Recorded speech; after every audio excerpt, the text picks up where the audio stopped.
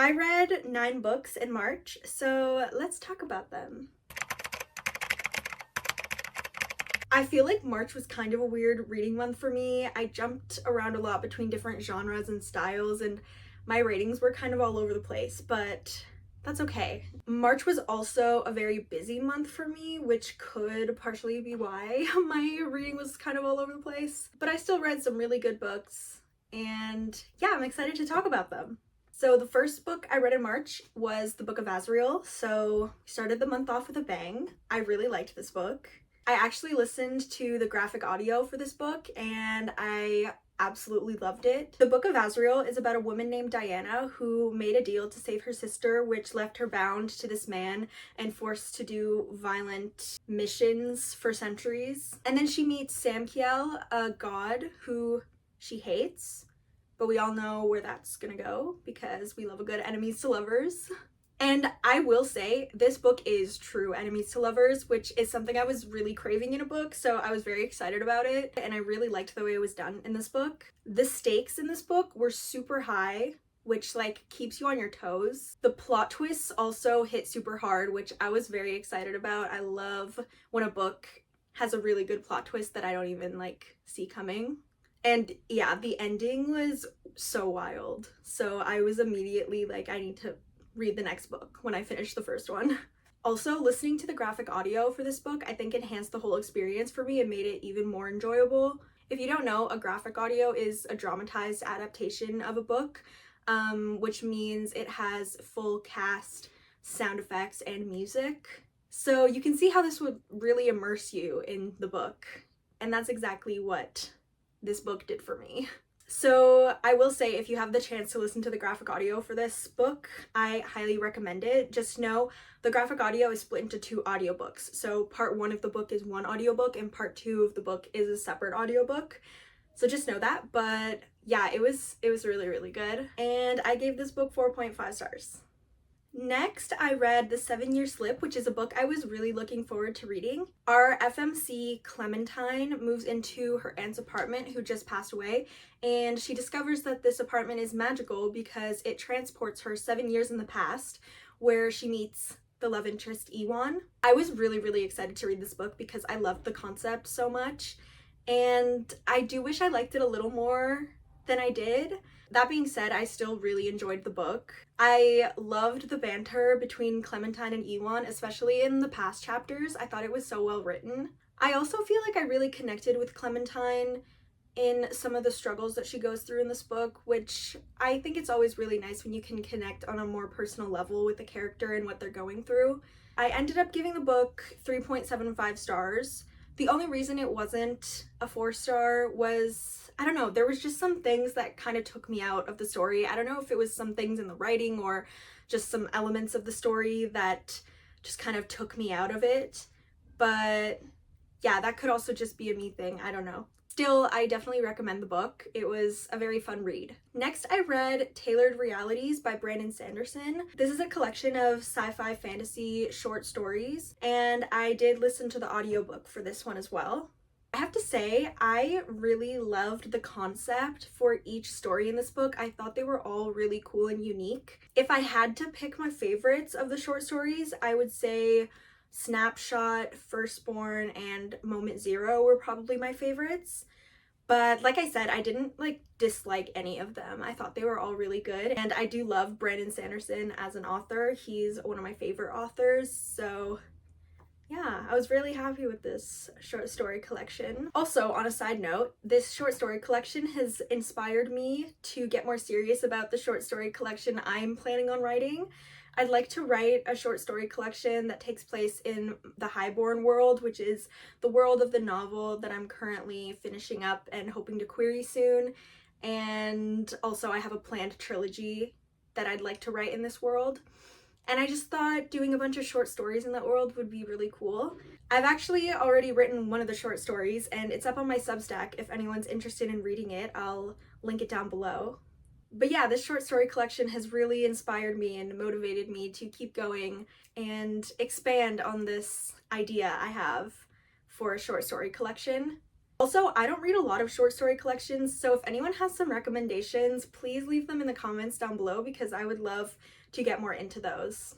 After that, of course, I had to read The Throne of Broken Gods, which is the second book in the Book of Azriel series. And I hate to admit it, but this book was sort of a letdown for me. I liked the book overall, but there were definitely parts that pulled me out of the story. It was really hard for me to rate because I did really enjoy the direction of the plot and, you know, where the story went and where the characters went. I just felt like it dragged in certain places. I don't know if it needed to be as long as it was. There were also a lot of flashbacks that pulled me out of the story and random POV shifts that also kind of threw me off. So yeah, I'm gonna move on without rating this one because I genuinely don't know what to rate it. I will probably be continuing the series because, like I said, I do like the characters and I liked where the story was going.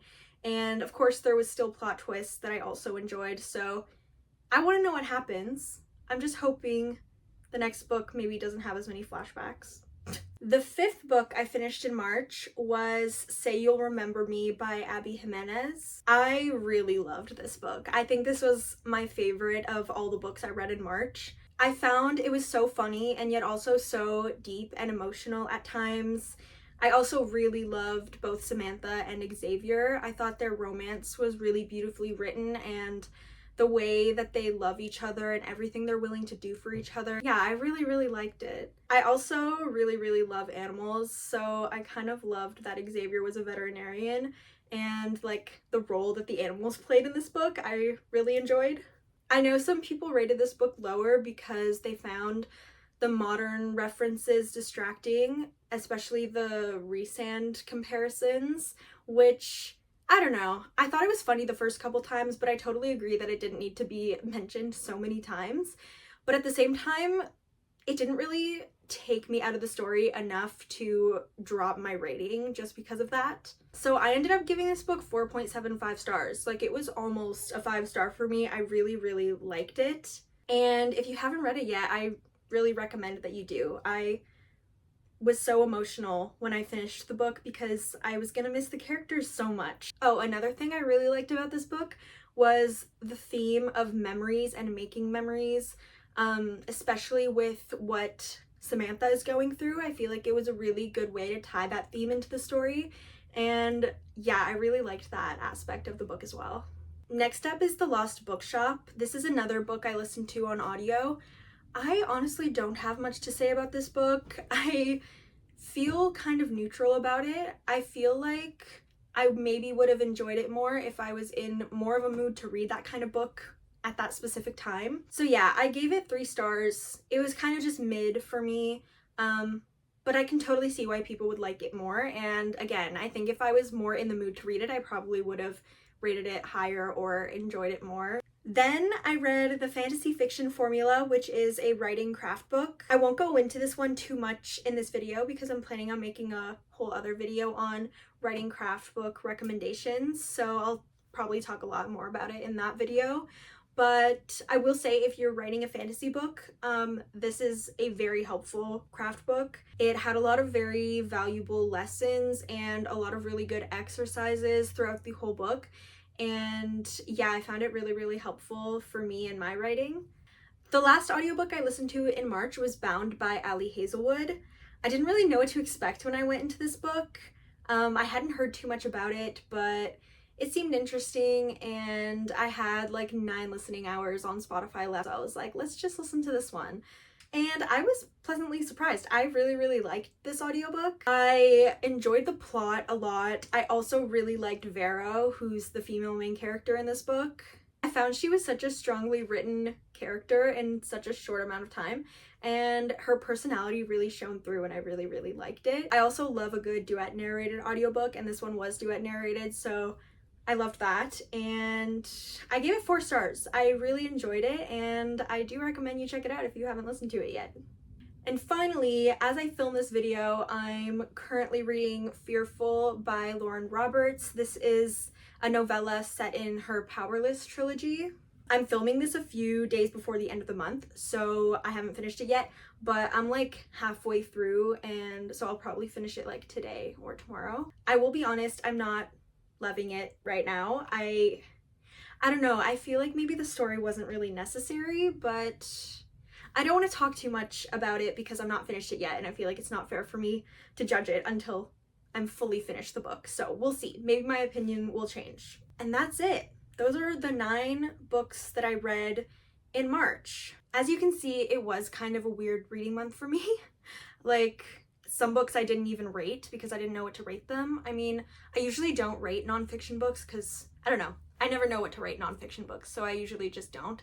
But yeah, I even had like another book that I just didn't know how I felt about and didn't know how to rate. So yeah, I don't know, weird month, but I still read some pretty good books. One was almost a 5-star. I didn't get any 5 stars, but I was close a couple times, so that's good. I've got a very exciting April TBR, and I'm really looking forward to getting to those books. 4 of the books I'm reading in April were picked from my TBR jar. I picked 4 prompts and then chose books based on the prompts. I'll link the video down below if you want to check it out and see what prompts I picked and what books I picked based on those prompts. I had a lot of fun filming that video. It was my first TBR jar video and I'm really excited to do another one. But yeah, for now, that's it for this video. I hope you enjoyed it. Leave a comment telling me what your favorite March reads were. I'd love to hear them. And I'll see you in the next one.